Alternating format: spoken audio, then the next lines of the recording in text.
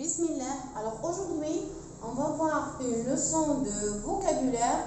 On va étudier le sens propre et le sens figuré. Alors, les mots peuvent être employés. Alors regardez, les mots peuvent être employés au sens propre ou au sens figuré. Alors comment nous, on doit savoir est-ce que c'est le sens propre ou le sens figuré? C'est le contexte de la phrase ou du paragraphe qui permet de comprendre et de repérer le sens utilisé. Alors je répète, c'est le contexte ou le sens de la phrase ou du paragraphe ou du texte qui nous permet de comprendre et de repérer le sens utilisé. Alors, on entend parler par le sens propre, c'est le sens premier et courant d'un mot. Alors, le sens propre, c'est le sens premier et courant d'un mot. Alors, on entend par le sens figuré, le sens qui renvoie à une image ou à une comparaison avec la réalité, c'est-à-dire un sens imaginé. Alors, le sens propre, c'est le sens premier d'un mot. Le sens figuré, c'est un sens imaginé. Alors, on va voir des exercices pour mieux comprendre la leçon. Alors, regardons ici. On va étudier deux exemples. Alors, on a le mot la tête, qu'on va utiliser au sens propre et au sens figuré. Alors, sa blessure à la tête n'est pas grave. Alors, ici, c'est le sens propre. C'est la tête.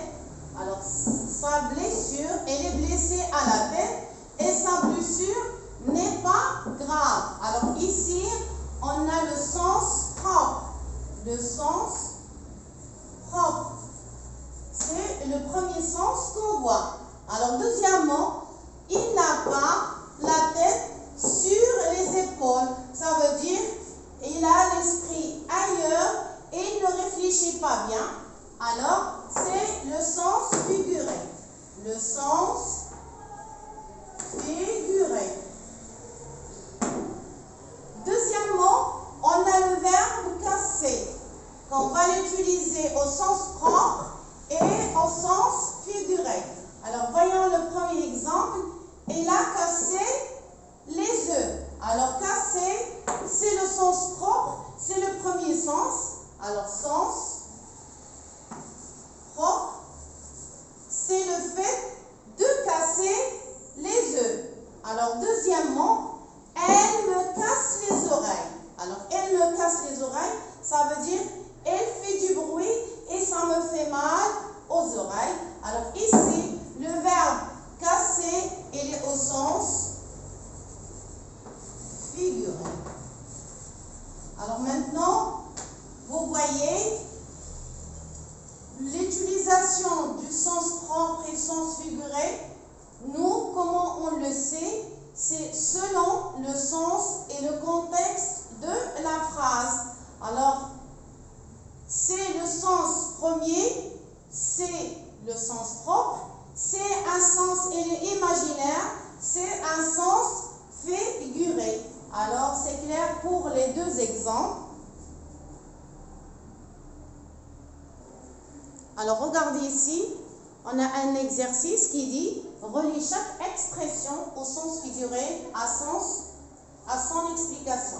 Je relie chaque expression de sens figuré à son explication.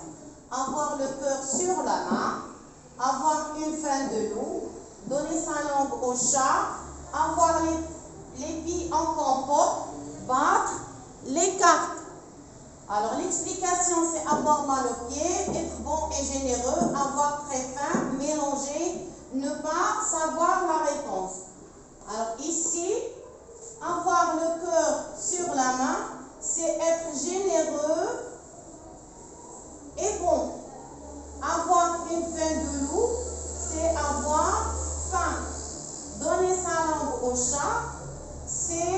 mélanger les choses.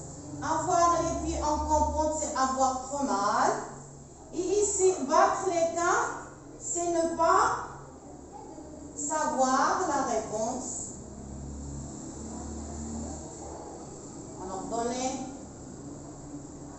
battre les cartes, c'est...